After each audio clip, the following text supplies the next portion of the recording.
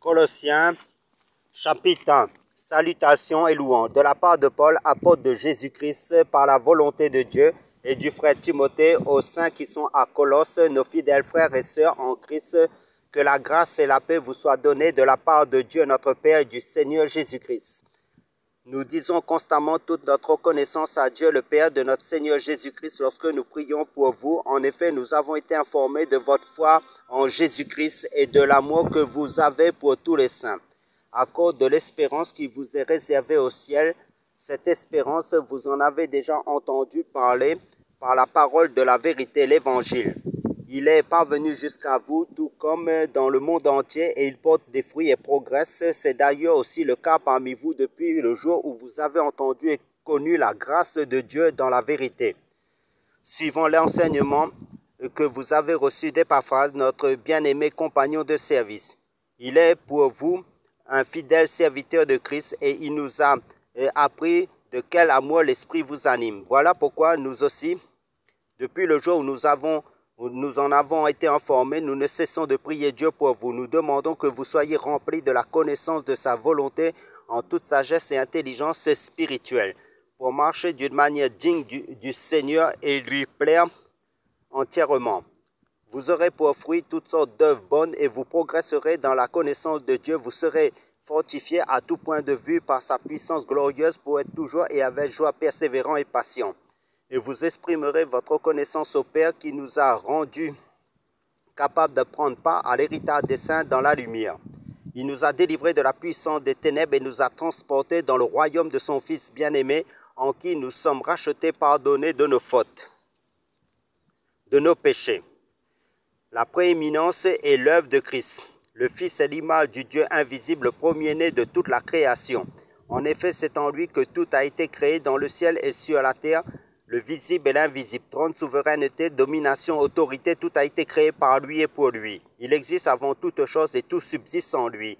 Il est la tête du corps qu'est l'Église, il est le commencement, le premier-né d'entre les morts, afin d'être en tout le premier. En effet, Dieu a voulu que toute sa plénitude habite en lui. Il a voulu par Christ tout réconcilier avec lui-même. Aussi bien ce qui est sur la terre que ce qui est dans le ciel, en faisant la paix à travers lui par son sang versé sur la croix.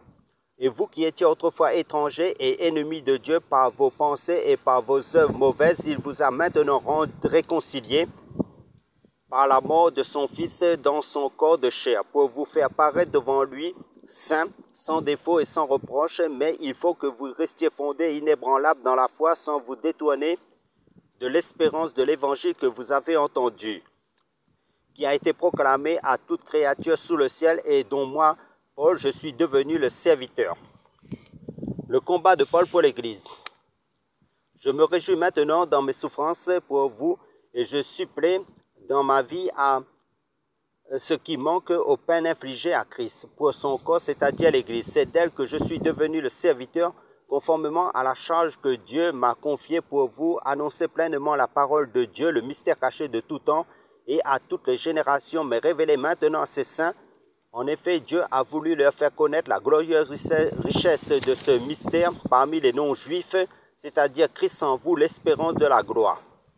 C'est lui que nous annonçons en avertissant et en instruisant toute personne en toute sagesse afin de présenter à Dieu tout homme devenu adulte en Jésus-Christ. C'est à cela que je travaille en combattant avec sa force qui agit puissamment en moi. Colossiens chapitre 2.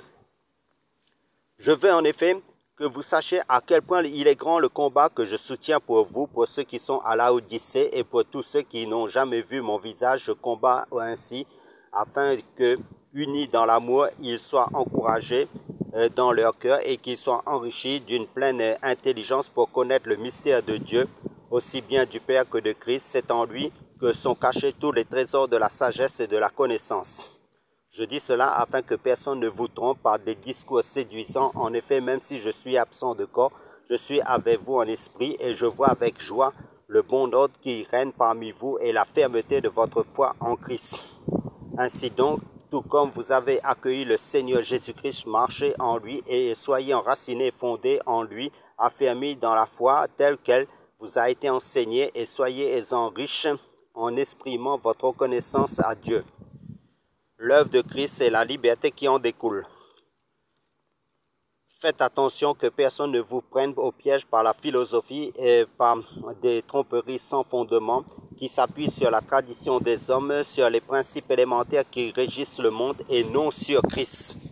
En effet, c'est en lui qu'habite corporellement toute la plénitude de la divinité. Vous avez tout pleinement en lui, qui est le chef de toute domination et de toute autorité. C'est en lui aussi que vous avez été circoncis d'une circoncision qui n'est pas faite par la main de l'homme, mais de la circoncision de Christ, qui consiste à vous dépouiller du corps de votre nature pécheresse. Vous avez en effet été ensevelis avec lui par le baptême et vous êtes aussi ressuscités en lui et avec lui par la foi en la puissance du Dieu qui l'a ressuscité. Vous qui étiez morts en raison de vos fautes et de l'incirconcision de votre corps, il vous a rendu à la vie avec lui. Il nous a pardonné toutes nos fautes. Il a effacé l'acte rédigé contre nous qui nous condamnait par ses prescriptions et il l'a annulé en le clouant à la croix.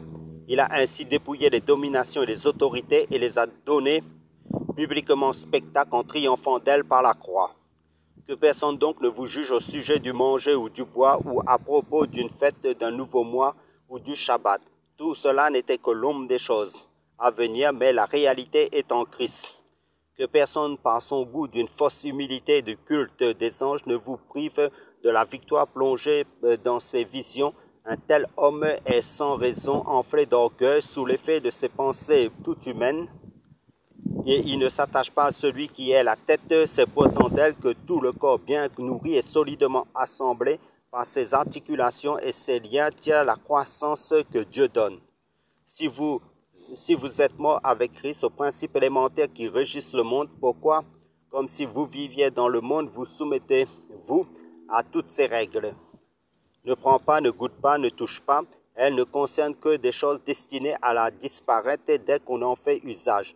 Il s'agit bien là de commandements et d'enseignements humains. Ils ont en vérité une apparence de sagesse car ils indiquent un culte volontaire de l'humilité et le mépris du corps. Mais ils sont sans aucune valeur et ne servent qu'à la satisfaction personnelle. Colossiens chapitre 3. La vie nouvelle en Christ. Si donc vous êtes ressuscités avec Christ, recherchez les choses d'en haut, où Christ est assis à la droite de Dieu. Attachez-vous aux réalités d'en haut et non à celles qui sont sur la terre. En effet, vous avez connu la mort et votre vie est cachée avec Christ en Dieu. Quand Christ, notre vie, apparaîtra, alors vous apparaîtrez aussi avec lui dans la gloire.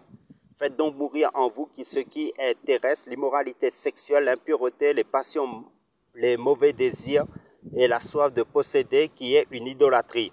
C'est à cause de cela que la colère de Dieu vient sur les hommes rebelles. Vous aussi autrefois, lorsque vous viviez parmi eux, vous marchiez dans ces péchés. Mais maintenant, renoncez à tout cela, à la colère, à la fureur, à la méchanceté, à la calomnie, aux grossièretés qui pourraient sortir de votre bouche. Les relations dans l'Église. Ne vous mentez pas les uns aux autres, car vous vous êtes dépouillés du vieil homme et de ses manières d'agir. Vous avez revêtu l'homme nouveau qui se renouvelle pour parvenir à la vraie connaissance conformément à l'image de celui qui l'a créé.